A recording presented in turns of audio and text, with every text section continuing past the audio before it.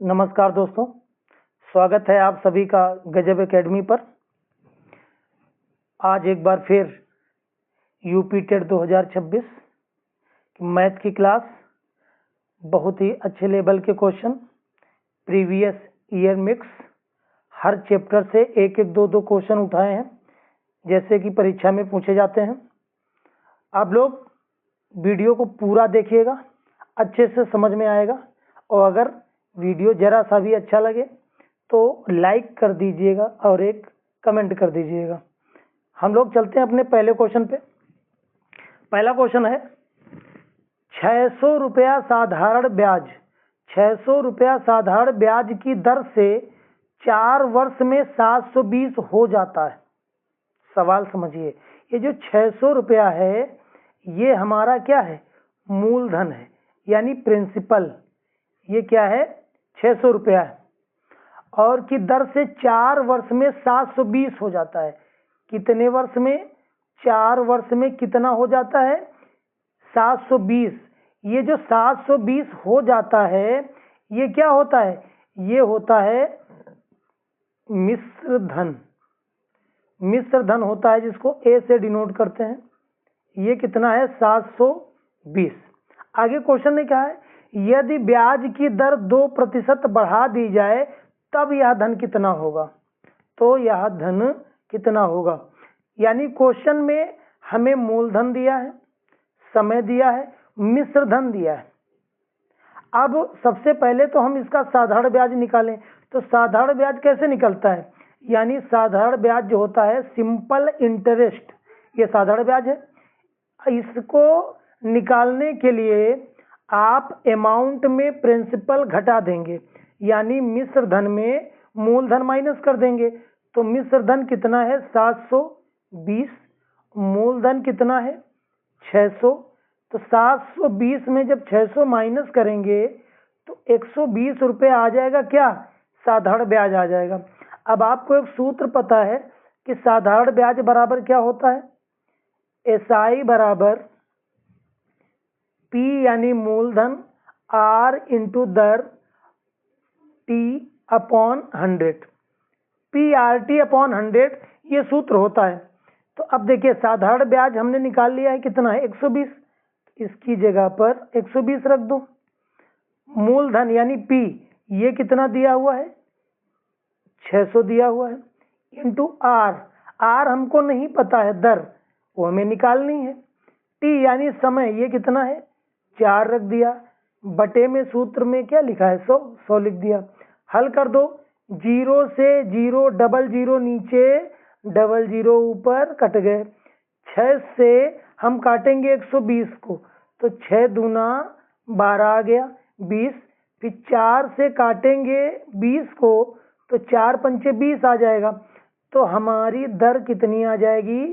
हमारी दर आ जाएगी आर बराबर 5%। अब सवाल ने आगे कहा है यदि ब्याज की दर 2% बढ़ा दिया जाए, ब्याज की दर 2% बढ़ा दिया जाए तो धन क्या होगा? यानी तब मिश्र धन क्या होगा? तो अभी दर हमारी कितनी निकली है? 5%। सवाल ने कहा है 2% और बढ़ाओ, बढ़ा दिया। तो अब नई दर कितनी आ गई? 7%। अब फिर वही सूत्र लगा दो, एसआई बराबर पी आर टी अपॉन 100। अब देखिएगा यहां से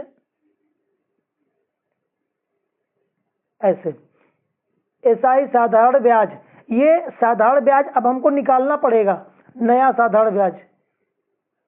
एसआई बराबर पी कितना है? 600। आर कितना है?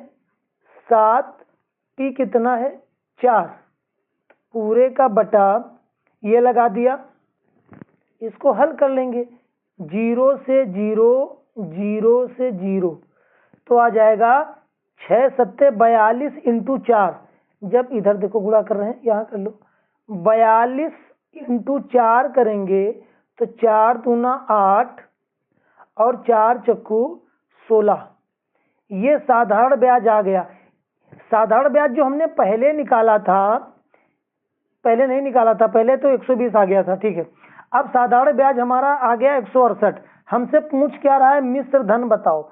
तो मिश्र धन का मतलब होता है कि अगर हम ब्याज में मूलधन को जोड़ दें, मूलधन को, तो ब्याज कितना है 168 और मूलधन कितना है 600, तो हमारा मिश्रधन कितना आ जाएगा 768।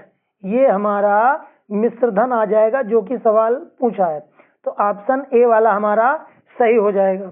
दोस्तों बिल्कुल बेसिक से पढ़ा रहे हैं, समझाने में थोड़ा समय लग रहा है, नहीं आप जब एक दो बार लगाएंगे तो बहुत ही फास्टली कर पाएंगे इसको। इसके बाद question number second, question number second की ओर चलते हैं। कोई संख्या अपने 20% से 60 अधिक है। कोई संख्या, मान लो ये कोई संख्या है, अपने यानी अपने से, अपने 20% से कितना अधिक है 60 अधिक है। ये संख्या, ये संख्या जो है अपने 20% से 60 अधिक है। इसको हल कर दो। x बराबर x इंटू 20/100, प्रतिशत हटाएंगे तो नीचे 100 आ जाएगा, प्लस का 60।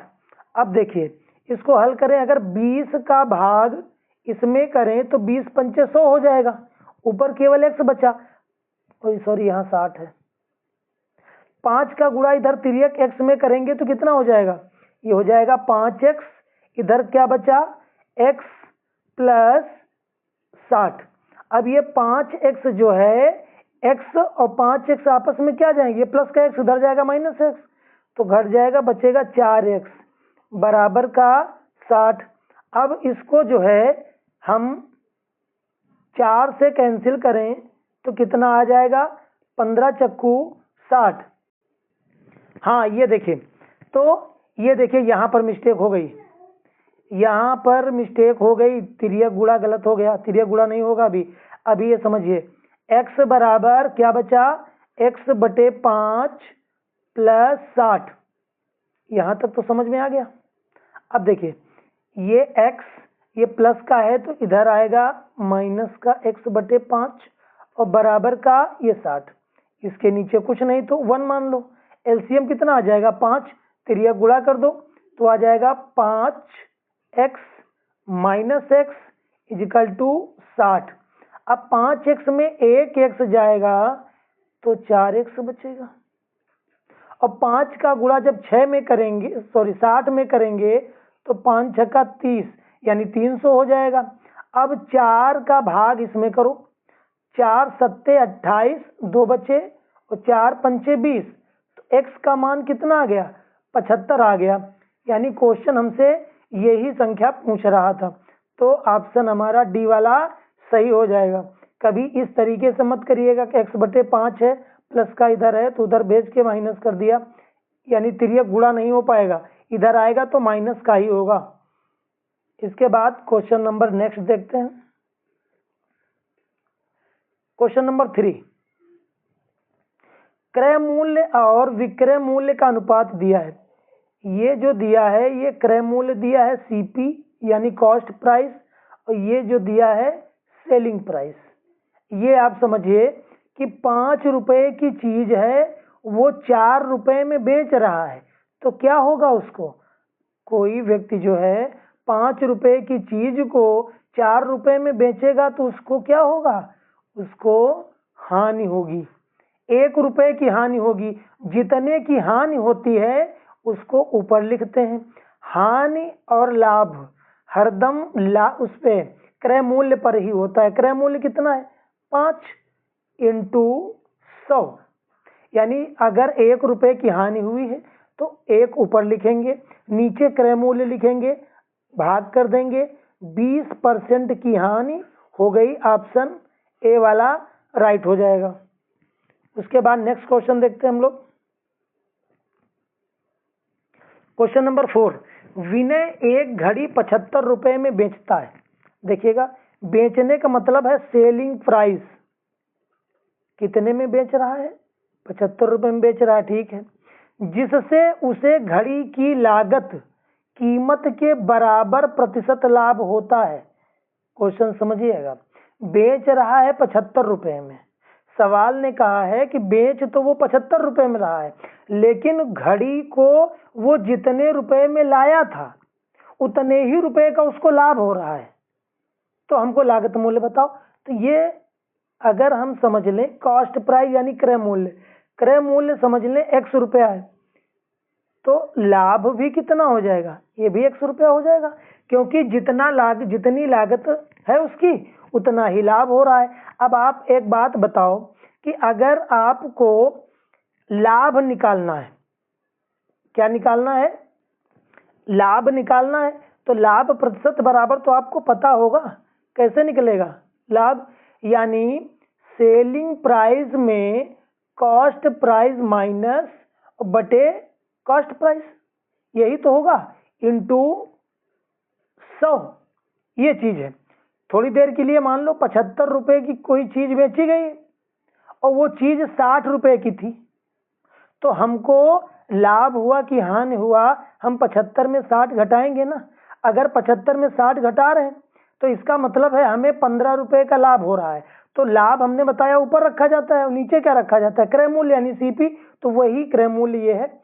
अब देखो, अब समझ में आ गया होगा आपके। अब देखिए, ये लाभ कितने का है? x का, और ये 75 माइनस एक्स बटे एक्स इंटू 100 हो जाएगा। ये द्विघात समीकरण बनेगा दोस्तों। एक्स स्क्वायर, इसका गुणा इधर हो गया तिर्यक, और 100 का गुणा इधर करेंगे तो बराबर में आएगा, ये आ जाएगा 7500 माइनस का 100x, इसको एक्स स्क्वायर माइनस का 100x है, इधर आएगा तो प्लस का 100x हो जाएगा, और ये माइनस का 7500 हो जाएगा बराबर 0।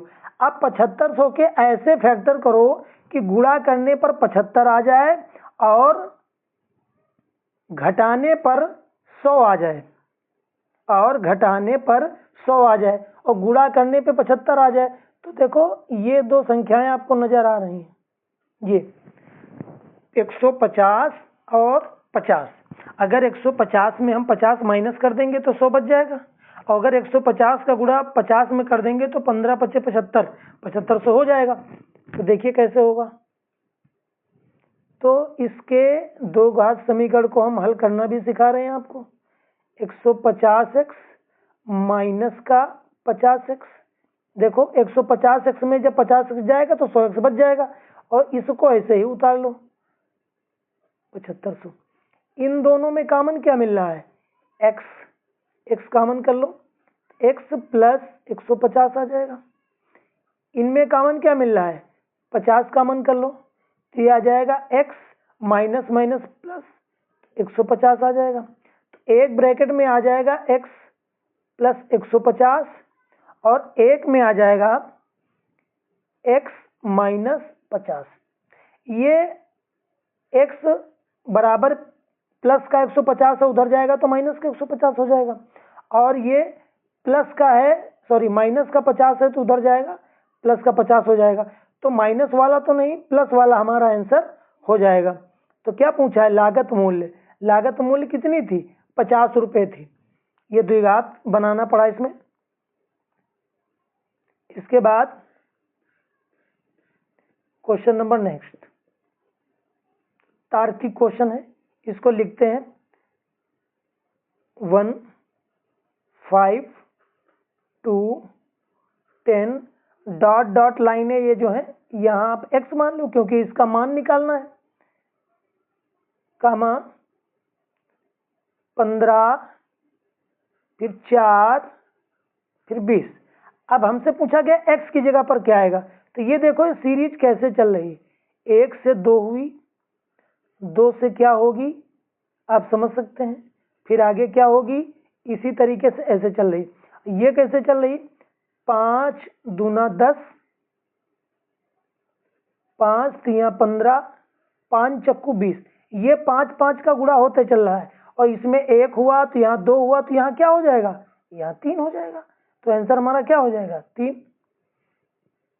इसके बाद क्वेश्चन नंबर नेक्स्ट, यदि किसी वर्ग की भुजा में 10% की वृद्धि कर दी जाए तो उसके क्षेत्रफल में कितने प्रतिशत की वृद्धि होगी। यदि किसी वर्ग की भुजा में 10% की वृद्धि कर दी जाए तो उसके क्षेत्रफल में कितने परसेंट की वृद्धि होगी। तो इसके लगाने के कई तरीके हैं, या तो जब इस तरीके का क्वेश्चन आ जाए तो सीधा लगा दो m + n mn बटे 100। अब m और n, क्योंकि वर्ग जो होता है क्या होता है, भुजा स्क्वायर, तो मान रख दो 10 10, m का मान भी 10 है, n का मान भी 10 है, तो 100 से ये 100 कट गया, 10 10 20 और 1 ये कितना हो जाएगा, 21 हो जाएगा, ये 21% हो जाएगा। ऑप्शन आपका बी सही हो जाएगा। इसके बाद क्वेश्चन नंबर 7। क्वेश्चन नंबर 7 देखिए, अच्छा क्वेश्चन है। दो संख्याओं का लासा और मासा का गुणनफल दिया है 336। दो संख्याएं हैं, उनके लासा मासा का गुणनफल कितना दिया है, 336। उनके बीच का अंतर कितना है, 10। तो वह संख्याएं कौन सी हैं। तो देखिए इसको आसान बनाते हैं कैसे। अगर हमने मान लिया पहली संख्या x मान लिया, तो दूसरी संख्या क्या होगी, क्योंकि जो दूसरी संख्या होगी उनका अंतर 10 आना चाहिए, तो दूसरी संख्या क्या होगी, x - 10। अंतर का मतलब अंतर कर लो, x अंतर किया, फिर x - 10 हल करो, x - x माइनस प्लस, अंदर चिन्ह बदल जाएगा, कट जाएगा। देखो अंतर क्या आ गया, 10 ही तो आ गया, वही चीज है। चलिए देखते हैं। अब देखिए पहली संख्या मिल गई, दूसरी संख्या मिल गई, और मासा और लासा का गुणनफल भी 336 हो गया। अब एक फार्मूला आप याद रखना, क्या, पहली संख्या इनटू दूसरी संख्या बराबर मासा इनटू लासा। पहली संख्या कितनी है, x, और दूसरी संख्या कितनी है, x - 10, और बराबर मासा और लासा का गुणनफल कितना है, 336। वैल्यू रख दिया। अब इसका ब्रैकेट ओपन कर दो, x² माइनस का 10x और प्लस का 336 है, इधर आएगा तो माइनस का 336 बराबर 0। फिर यह द्विघात समीकरण बन गया। अब गुणा करने पर 336 आ जाए और घटाने पर 10 आ जाए, तो ये संख्याएं कौन सी बनेंगी, ये बनेंगी 24 × 14, 14 चक्कू 56 और 14 दूना 28, 2 30 3 33, ये संख्याएं बनेंगी।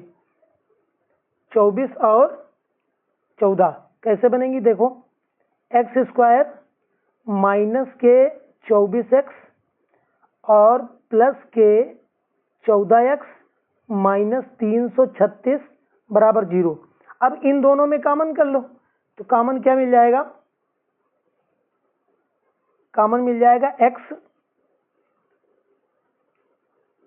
और ब्रैकेट में क्या बचेगा, x - 24, और इधर कॉमन क्या मिल जाएगा, प्लस का 14, प्लस का 14 कॉमन मिल जाएगा।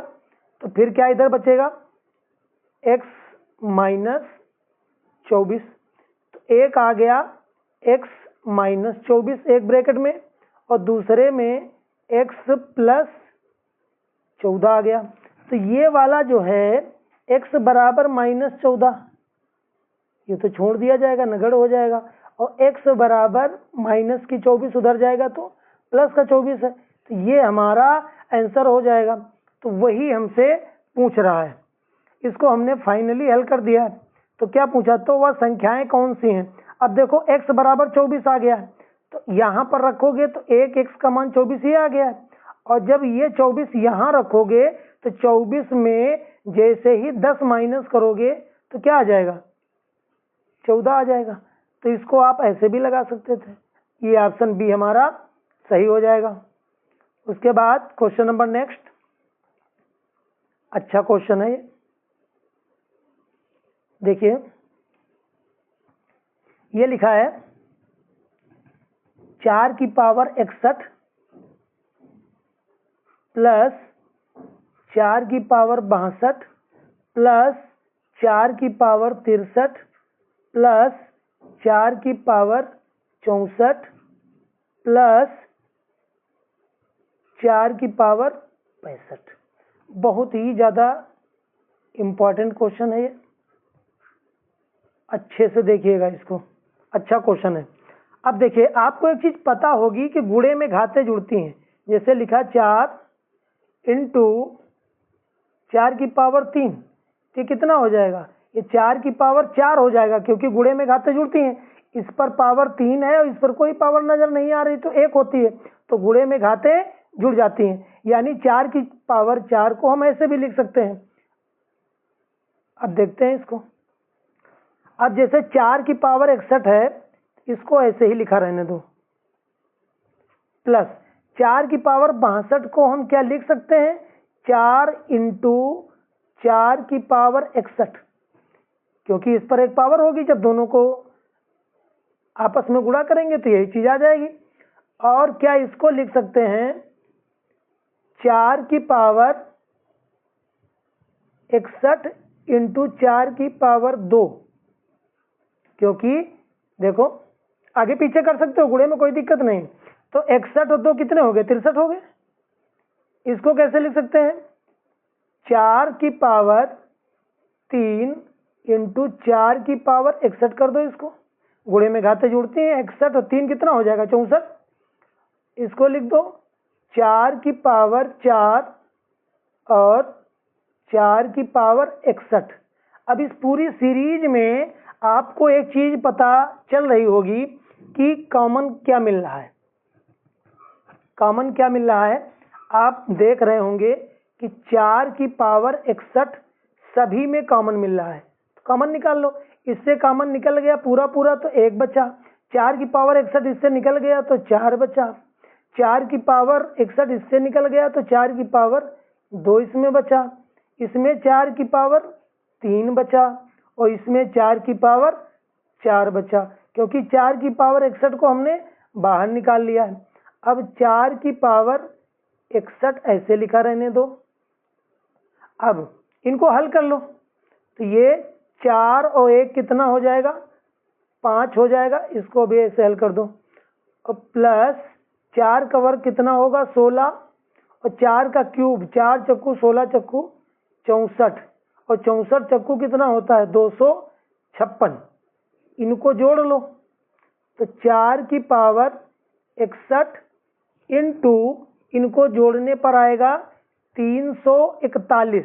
अब क्वेश्चन ने कहा है किस संख्या से विभाज्य होगा, ये जो नंबर आया है किस संख्या से विभाज्य होगा। तो इन चारों में से कोई एक नंबर है जिनसे ये संख्या कटेगी। तो ऐसे आपको समझ में नहीं आ रहा है तो आप 341 के फैक्टर कर लो। इधर साइड में 341 के आप फैक्टर कर लें, किससे कटेगा, ये 11 से कट जाएगा। 11 तिया 33, 1 बचा तो 11 1 के 11। अब 31 से काट लो तो 31 1 31 आ गया। अब देखो यहां पर देखिए, तो 4 की पावर 61 तो हमारा ऐसे ही रहेगा, और 341 को हम क्या लिख सकते हैं, इसके फैक्टर जो है 11 इंटू 31। अब इसमें कोई देखो ऐसा नंबर है जो ऑप्शन में मिल रहा है, हाँ मिल रहा है। कौन मिल रहा है, 11। तो बी वाला हमारा सही हो जाएगा, क्योंकि 11 इसको काट देगा। इसके बाद question number next, question number है 9। क्वेश्चन नंबर 9 क्या है, देखिएगा, दिए गए न्यून कोण के पूरक व संपूरक कोणों का अंतर बताइए। न्यून कोण के जो हैं पूरक कोण और संपूरक कोणों के बीच में अंतर क्या है ये बताइए। तो सबसे पहले आप ये समझिए कि पूरक कोण होता क्या है। पूरक कोण, पूरक कोण होता है 90 माइनस थीटा, और समपूरक कोण ये क्या होता है, ये होता है 180 माइनस थीटा।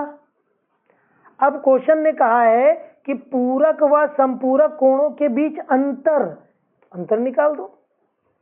90 माइनस थीटा, अंतर के लिए माइनस, ब्रैकेट 180 माइनस थीटा, हल कर दो तो 90 माइनस थीटा माइनस 180, और माइनस यहाँ पर माइनस लगा है तो अंदर वाले के साइन चेंज हो जाएंगे, माइनस है तो प्लस का थीटा हो जाएगा।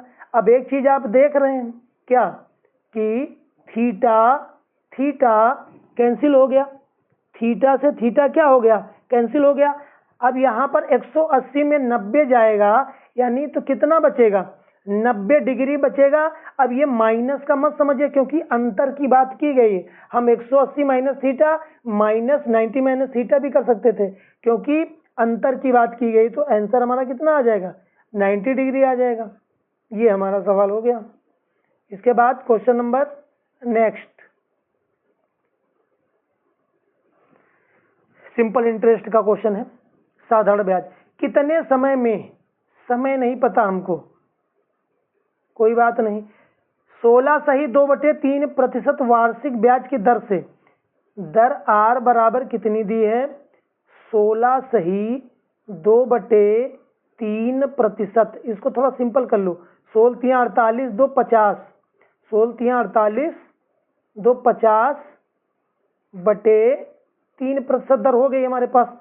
फिर आगे सवाल ने क्या कहा है कि दर से साधारण ब्याज जो होगा वो मूलधन का 5/6 होगा, यानी ये जो साधारण ब्याज है ये प्रिंसिपल का 5/6 होगा। बस हो गया सवाल आपका, हल कर दो, सूत्र लगा दो सीधा।